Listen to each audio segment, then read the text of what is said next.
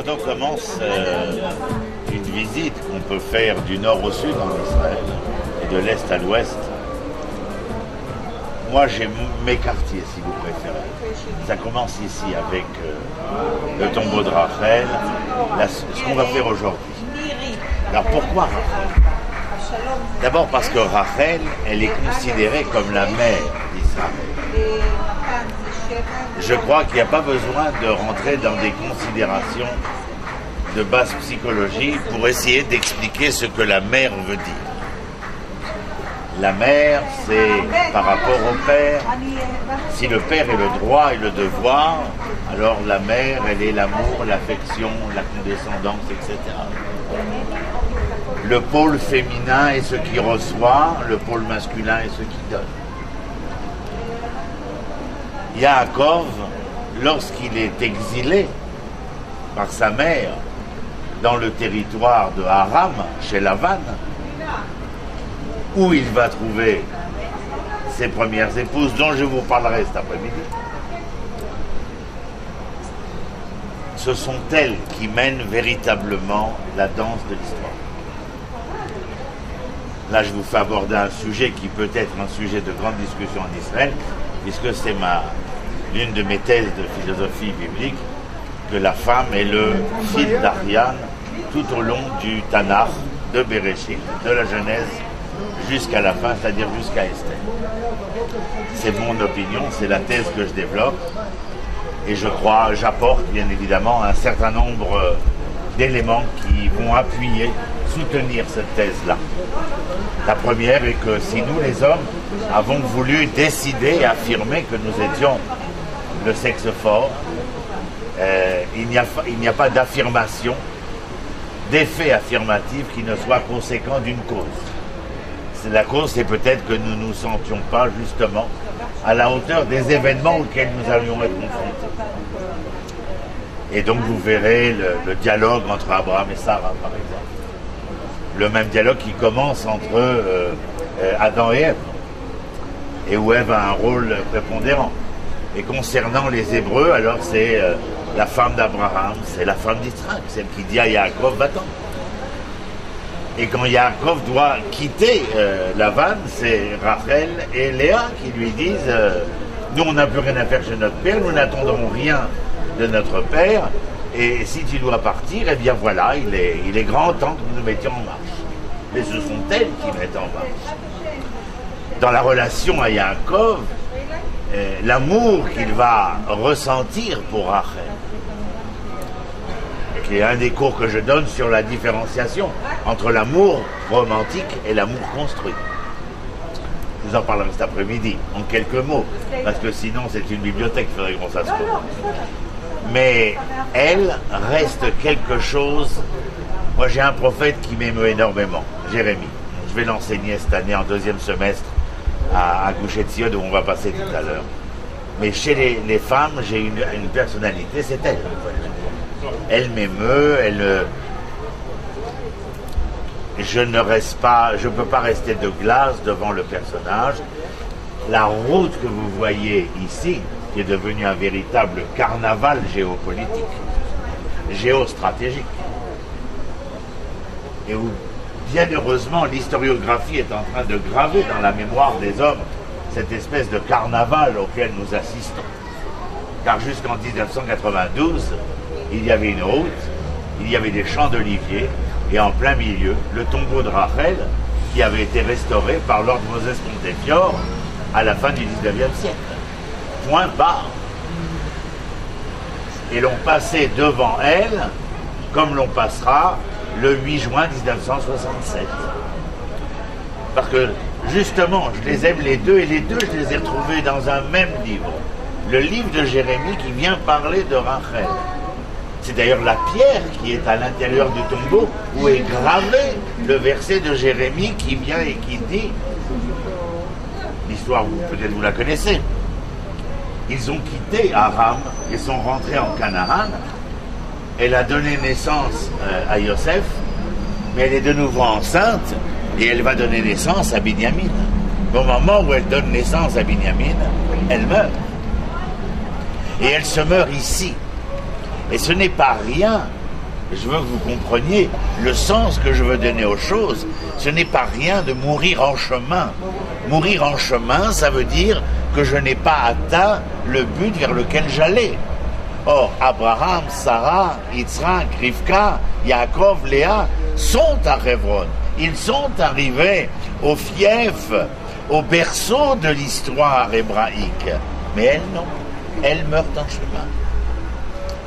Et là, Jérémie intervient. Et dans ce texte merveilleux qui est écrit, je vous le résume bien entendu, il lui dit, pourquoi lui dit-il? Parce que il entend, comment dire, les lamentations de l'âme de Rachel qui se désole. De quoi? D'être en chemin, de ne pas avoir abouti. Combien d'entre nous, dans l'histoire qui est la nôtre, sommes désolés de ne pas avoir fait aboutir le projet qui est le nôtre?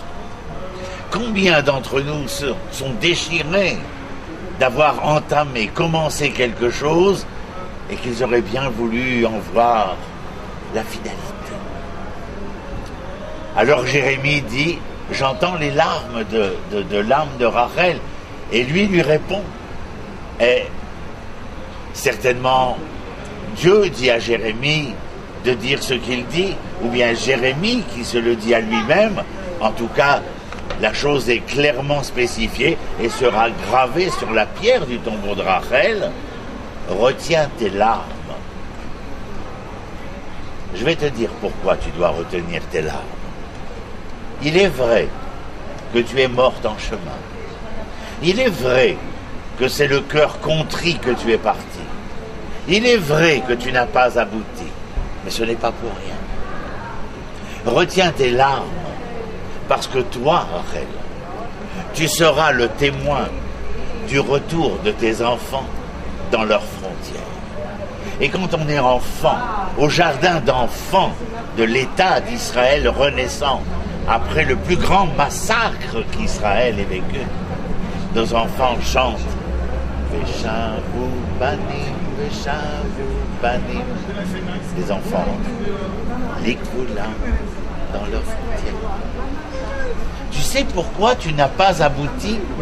C'est parce qu'il fallait qu'il y ait un témoin qui puisse témoigner foncièrement que le retour aurait lieu. C'est-à-dire, Lola Friarcha. Il fallait qu'il y ait un témoin afin d'affirmer que le retour était possible. Le 8 juin 1967, essayez de vous concentrer, le 8 juin 1967, Jérusalem est prise. Les troupes s'arrêtent. Dans la radio qui a été retransmise par Joseph Kessel en Europe et dans le monde entier, il est écrit Arabaït Beyadenu, le mont du temple est entre nos mains. C'est intéressant, surtout quand on vient de vivre la semaine qui est la nôtre avec la déclaration de l'UNESCO, faisant fi de tout rapport intrinsèque entre le peuple d'Israël, Jérusalem, le Kotel, le mont du temple. Vous avez certainement entendu. La Tchécoslovaquie vient de remettre en question la décision. Le Mexique aussi. Mais vous comprenez ce mur, bien entendu. Parce qu'il a fallu, lorsque les accords d'Oslo ont été signés, il a fallu faire valoir que le tombeau de Rachel ne pouvait pas appartenir à l'autorité palestinienne, mais que naturellement, la mère de ses enfants devait être au moins approchable par ses enfants, ce qui paraîtrait tout à fait naturel pour des esprits assis, pour des esprits confus. Il peut en être autrement. Mon français vous va, ça vous fait pas peur, ça va? Parce que moi j'ai un français un peu spécial.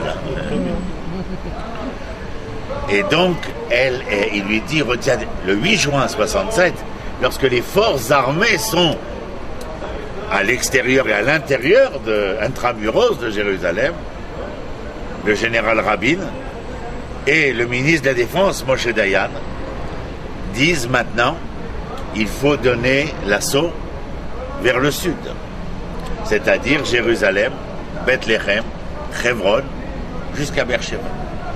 Mais surtout la Judée, Bethléem. Lorsque les troupes vont se mettre en marche, ce sont les tanks qui ouvrent la marche et derrière les parachutistes. Et ils roulent sur la route qui s'appelle la route numéro 60, celle que nous avons prise pour venir, mais qui aujourd'hui n'existe plus du fait de ce que j'appelle le cirque géopolitique, et nous allons prendre une déviation pour aller au Gush Etzion. Mais lorsque l'armée se met en branle et que les tanks arrivent, mais imaginez que tout ça n'existe pas. Il y a la route, des champs d'oliviers et le tombeau de Rachel seul au milieu. C'est ce qu'il y a. Et lorsque les tanks arrivent, alors un des commandants de tanks sort de son écoutille et demande à toute sa division que les commandants sortent la tête haute.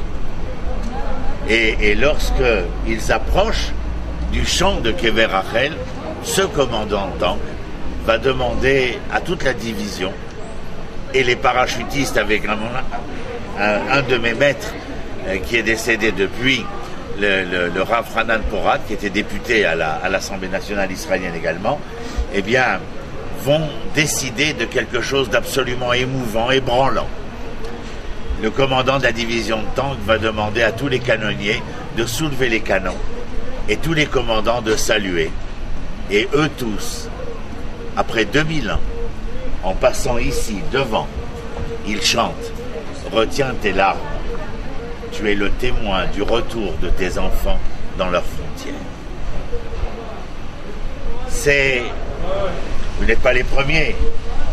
Je dirais des centaines, des milliers d'élèves sont passés ici. Hein. Et à chaque fois, j'ai la même émotion. Quand je raconte, je revis ce moment-là. Ces enfants ont 20 ans en 67. Ce sont ceux qui sont nés de ces gens qui ont été, pour la plupart, rescapés des camps de la mort. Hanan Porat, mon maître, fait partie des orphelins du Gush Etzion. Eux sont les enfants qui ont été enlevés à leurs parents au moment de la bataille du Gush Etzion dont je vous parlerai, afin de sauver les enfants. Les parents sont pratiquement tous morts dans la bataille du Gush Etzion avant la guerre d'indépendance. Et 20 ans plus tard, lorsqu'il y a la guerre des 6 jours, Rabin et Moshe Dayan donnent l'ordre aux tanks de se mettre en avant pour protéger les parachutistes derrière.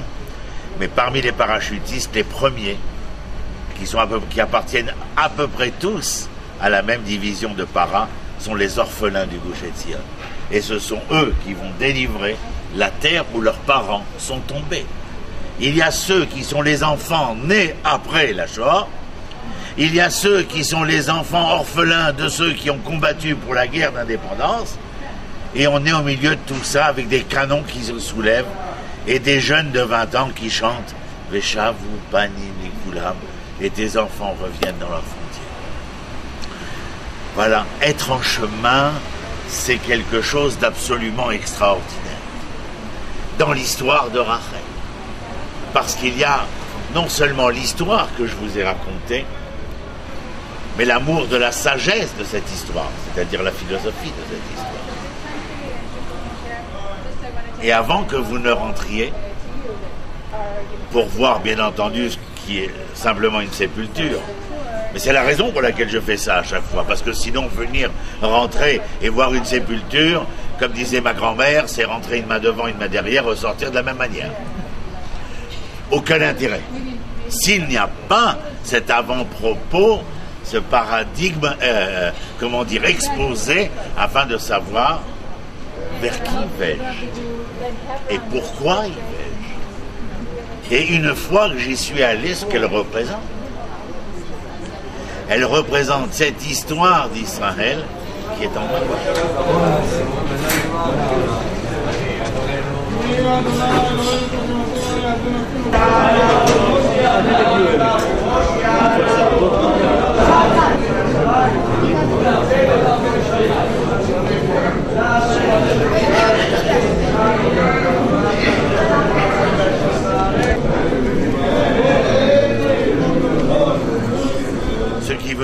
ne présumer de rien? Oui, nous ne présumons de rien. Tout est possible. Pendant des siècles, les enfants d'Israël vont dire l'an prochain à Jérusalem, mais ils vont dire à l'humanité, on peut être exilé de sa terre, on peut être à l'exil de soi, mais on peut rester perpétuellement en aspiration du retour à soi, du retour vers soi. Vous voyez qu'on est bien au-delà simplement de venir voir un tombeau, de lui faire un petit bisou et shalom rachel. Et je rajouterai, comme je vous l'ai dit avant que vous rentriez, cette notion qui me paraît importante, être en chemin. Dans toutes les langues, camino, via, le chemin, the way, c'est le moyen d'aller d'un endroit à un autre.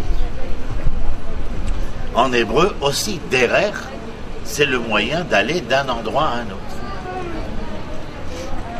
Nous avons remarqué que le mot derer en hébreu, c'est aussi un autre sens, c'est-à-dire que le terme est polysémique, si vous voulez. C'est-à-dire qu'il a plusieurs sens. C'est qu'il est aussi le but. Par exemple, en hébreu, nous disons derech eretz, la morale d'être. Derech Hashem, le chemin de Dieu. C'est un but. Donc le chemin serait non seulement le moyen, mais aussi la finalité. Et quand cette idée m'est venue, il y a 20 ans et des poussières, je ne savais pas comment l'expliquer à mes élèves. Et je me suis souvenu d'un vécu en moi. Vous savez qu'en philosophie, par exemple, c'est surtout avec M. Frédéric Nietzsche dans Ecce Homo, on ne peut pas séparer le jeu du moi. Le corps y a fait. Heidegger, le philosophe allemand, qui n'a jamais été résistant mais pro-nazi, la seule chose sur laquelle il a résisté dans sa vie, c'est le fait de dire que lorsqu'il parlait d'Aristote, alors il est né là, il a vécu là, il est mort là. Genre toute son œuvre est indépendante, le texte est indépendant du contexte. Je ne sais pas si vous vous rappelez, c'est le structuralisme de Claude Lévi-Strauss. Le texte est indépendant du contexte. Non, dit Nietzsche. Nous disons aussi non. En hébreu, le texte n'est pas indépendant du contexte. Regardez Rachel. Est-ce que nous lisons le texte de Jérémie simplement comme un texte, ou bien il faut avoir présenté Yaakov qui s'en va chez Lavan, qui rencontre ses femmes, qui sont en chemin, il y a un contexte dans lequel se situent les choses. Et donc je me suis souvenu d'une histoire qui me touche personnellement. J'étais étudiant et tous les soirs à 18h, je garais ma voiture porte d'hiver parce que j'allais chercher à la sortie du métro ma Dulcinée pour rappeler Cervantes. Et tous les soirs à 18h, je garais ma voiture. J'ai réfléchi, j'ai dit mais qu'est-ce que tu faisais? Ben, j'éteignais le moteur, je sortais de ma voiture et je fermais la porte. Et après, je passais par devant la voiture et j'allais vers la bouche du métro. J'ai dit, la bouche du métro. Tu étais donc persuadé qu'en allant vers cette embouchure du métro, quelque chose allait être dit.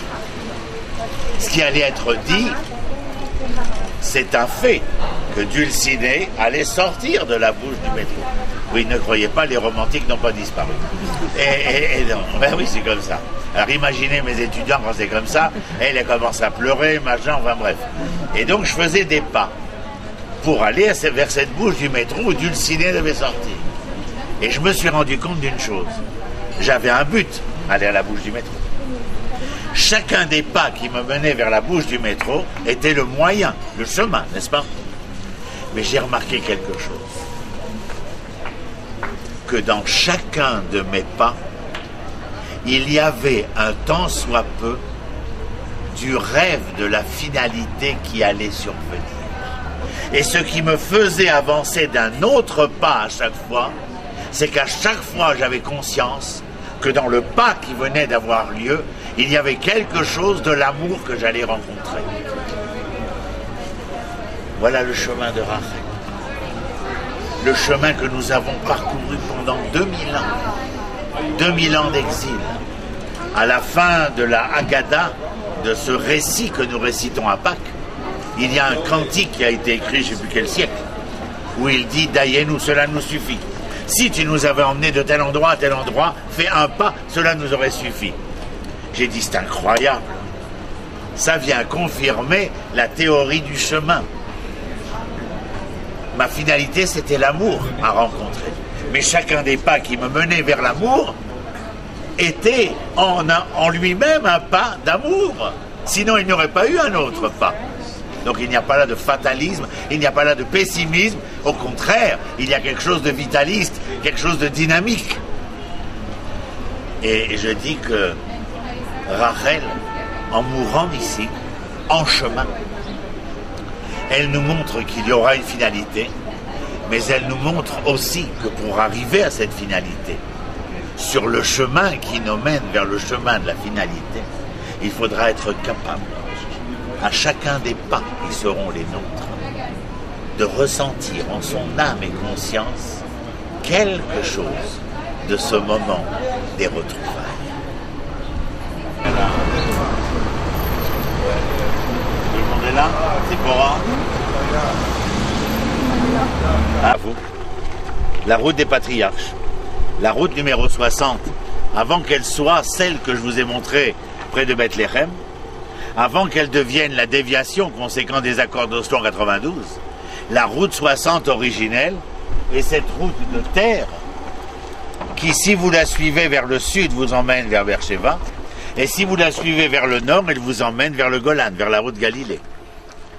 C'est le chemin des patriarches. C'est le chemin parcouru lorsqu'on entend que Abraham, depuis l'Aramie, c'est-à-dire la Syrie, Haran, c'est la ville d'Alep, dont nous entendons tellement parler aujourd'hui.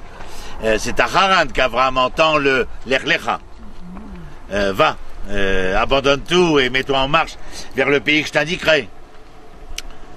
Et il traverse le fleuve Yabok, le Golan, la Haute-Galilée, Tibériade, il arrive à Elon Moré, Naplouse, Shrem d'aujourd'hui, ensuite Jérusalem, il rencontre Melchizedek, Bethléem, et puis il arrive là où on va aller, là où j'habite, c'est-à-dire la plaine de Mamré et Hebron. Ben voilà, c'est le chemin. Alors vous venez? On marche sur les pas de l'histoire. Merci. Vous voyez que tous sont des arbres qui donnent des fruits. Et de l'autre côté, vous voyez toutes les vignes, tout le long.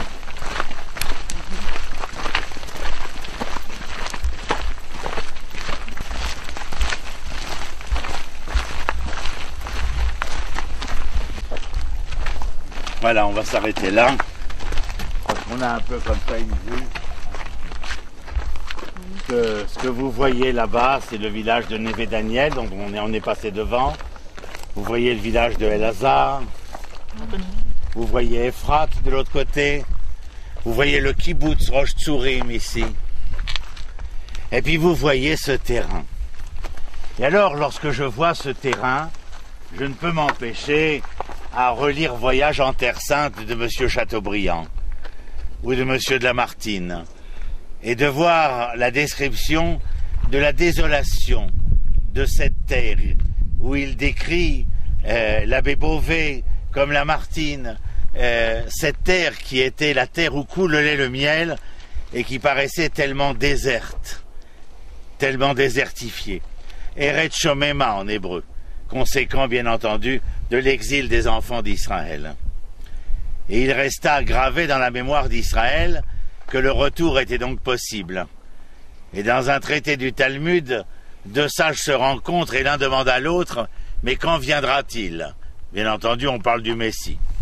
Et l'autre de lui répondre « Moi, je ne sais pas vraiment quand il viendra, mais si tu veux, il faudrait regarder le chapitre 36 de Ézéchiel et voir ce qui est écrit là-bas. » Et ce qui est écrit au chapitre 36, que je vais enseigner dans les semaines à venir, eh bien, c'est que « Et vous, montagnes d'Israël, donnez vos branches, portez vos fruits, car mon peuple Israël est proche de revenir. » Alors c'est tout à fait étonnant que d'être 2000 ans plus tard, comment dire, les témoins d'un signe obvi, car Rachi, toujours dans son terroir champenois, écrira à propos de ce passage talmudique, « Tu n'as pas de signe plus évident que cela. » C'est-à-dire si tu vois la terre donner son fruit et le peuple d'Israël revenir.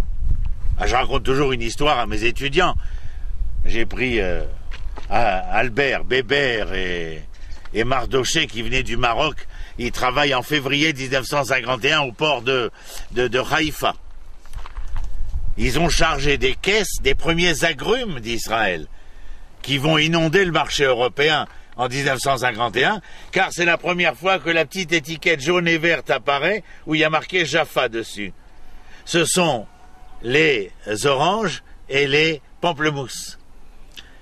Elles vont inonder un marché européen où les cheminées de l'Europe sont encore tièdes. Je parle de certaines cheminées, bien entendu. Et ils chargent des caisses. Et le contremaître vient les voir de bon matin, vers 4 heures du matin, et leur dit vous ne terminerez pas votre service à 6 heures, mais j'aimerais que vous restiez où nous attendons un bateau avec une cargaison un peu spéciale. Donc à 6 heures, Mardoché et Albert restent sur-dessus, sur le quai, et à un moment donné, le bateau arrive. Et le bateau a, comment dire, le pont avant qui se baisse, il n'y a pas de passerelle, et ils voient des grappes humaines sortir de ce bateau. Et l'un donne certainement du coude à l'autre, j'imagine la scène. Mais tu as vu de quoi ont-ils l'air? Et l'autre de lui dire, ils sont si maigres. Et l'autre de lui dire, mais regarde, ils ont des numéros sur le bras. Et l'autre de répondre, mais tu as vu comment ils sont fagotés? Avec des pyjamas? Et Mardoché donne une claque sur l'épaule de Albert, il lui dit, waouh! Et Albert lui dit, qu'est-ce qui se passe? Il lui dit, tu te rappelles pas à Casablanca? Le rabbin, ce qu'il nous a raconté. Mais qu'est-ce qu'il nous a raconté? Je me rappelle pas. Il dit, mais si, qu'est-ce qu'on a fait toute la nuit? Ah bah toute la nuit, on a chargé des cajots. Et ce matin, tu vois aucun rapport? Il lui dit, non, je vois pas. Et il lui récite ce que je vous ai récité il y a un instant. Chapitre 36, Ézéchiel. Et vous, montagnes d'Israël, donnez vos branches, portez vos fruits, car mon peuple Israël est proche de revenir. Il dit, Albert, tu comprends pas que tu as chargé des pamplemousses et des oranges d'Israël pour l'Europe, et que d'Europe il arrive le peuple d'Israël qui revient, et que les deux sont intimement liés. Ça veut dire que nous sommes dans une période messianique, dans une période absolument extraordinaire. L'abbé Beauvais, Lamartine, Chateaubriand ont vu une terre désertée. Nous arrivons, je vous dis, il y a le kibbutz Rosh Shurim, le kibbutz Migdalos derrière, là-bas. Il y a où on va aller dans un instant, le kibbutz Kfar Etzion. Et tous ces gens reviennent alors qu'on les connaissait comment? Ce soir, je vais le dire, parce que c'est pour ça que ça me revient à l'esprit. Dans le chapitre 27 de Yecheskel, le juif, l'hébreu va devenir un juif, et un juif commerçant. On a presque affaire à quelque chose d'un pamphlet antisémite. Mais lorsqu'ils reviennent, ils ne veulent plus s'appeler juifs, ils veulent s'appeler Israël, ils ne veulent plus être commerçants, mais ils veulent être agriculteurs. Ils veulent revenir à la terre. Et vous savez pourquoi? Je vous le dis, mais ne le répétez pas, parce que tout le monde ne peut pas entendre et comprendre ce que je vais vous dire. En hébreu, l'homme, c'est Adam. Et la terre, c'est Adama. C'est-à-dire que l'homme et la terre sont d'une même racine étymologique. Ça veut dire que l'homme tire ses racines de la terre, que la terre donne ses racines à l'homme, que l'homme sans sa terre est un être déraciné, mais je vais plus loin. Adam, c'est masculin, Adama, c'est féminin. Et l'homme est si proche de la terre que lorsque je vois l'homme auprès de la terre, j'ai besoin d'entendre que dans leur discussion, il y a une véritable conjugaison. Et s'il y a une conjugaison comme racine française, alors de la conjugaison j'entendrai leur conjugalité. Et lorsque j'entendrai leur conjugalité, alors je pourrai les voir, jouir des fruits de leur passion. Vous vous rendez compte ce qu'il y a à l'intérieur même de ces termes, de cette étymologie, de ces racines, et de dire simplement quoi? Nos pieds, vos pieds, nos pieds sont ici posés sur une terre qui fait tellement parler d'elle. On dirait que rien ne se passe dans le monde, sauf ici. On massacre, on tue, on extermine, on viole, on violente. C'est pas important. Ce qui est important, c'est de savoir si le juif du quartier a posé une pierre supplémentaire ou pas. Ou de déclarer que les juifs n'ont rien à voir avec Jérusalem, le mur, etc. On est dans le grotesque. On est véritablement dans le pire que dans le théâtre de boulevard. C'est grotesque. Et voilà tout d'un coup que nous comprenons que, eh bien, pour quelle raison Lamartine a-t-il besoin d'écrire « Je marchais pendant des lieux et je ne rencontrais personne, la malédiction biblique était donc une réalité » ou quand on demandera à M. Jean-Jacques Rousseau, encore lui le perfectible, ou demandera « Mais est-ce que vous ne pouvez pas interroger les Juifs à propos de ce sujet ?» Et il dira « Je ne saurais les interroger qu'ils n'aient un jour retrouvé leurs universités pour pouvoir s'exprimer. » C'est-à-dire qu'il fallait qu'ils soient, vous vous rappellerez de celle-là, n'est-ce pas? Lorsque je t'aime, puisque nous avons parlé d'amour, c'est parce que nous devons conjuguer je et tu dans des temps et dans des espaces où il ne sera plus question de je et de tu, mais de nous. Et lorsque nous serons, il sera question d'une conjugalité, mais tellement conjugale et tellement frugale que nous ne pourrons que vouloir jouir des fruits de notre passion. Et l'enfant qui naîtra, ce sera un enfant, ben, qu'on traduit par garçon, mais c'est une erreur. Ben est la racine du verbe livnot qui veut dire construire.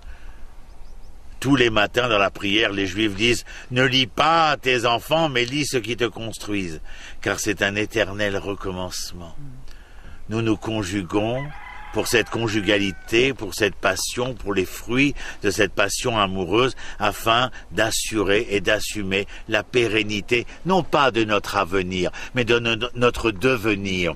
Faites une différence essentielle entre l'avenir dont l'avoir a pour épithète l'avenir, mais l'être a pour épithète le devenir.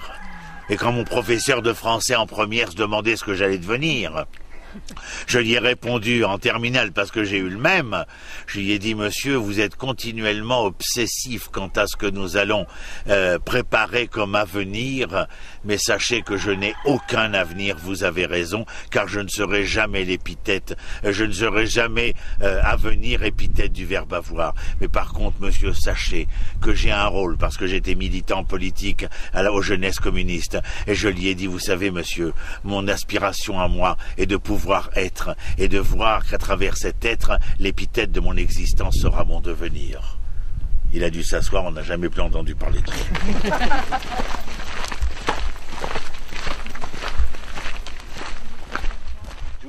Abraham, je ne suis que poussière et cendre.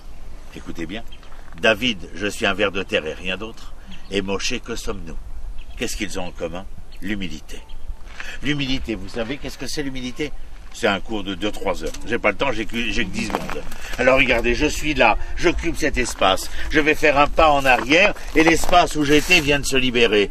Ce qui te permet à toi de t'avancer, ce qui permet à Dieu de pouvoir trouver place et ensemble d'établir un dialogos, un dialogue qui nous permet de nous rencontrer, de nous construire, etc., de devenir. C'est Adam. Je ne dis pas on va quitter Enoch qui est descendant de Adam. Enoch, c'est le dérivé de Adam. C'est le vase qui se brise de plus en plus.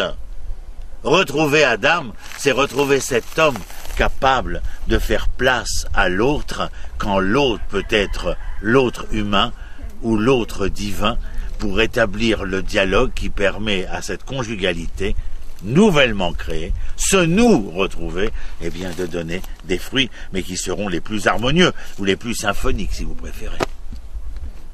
C'est beau. Qu'est-ce qu'on a fait de le rencontrer celui-là? Ah non, heureusement pour la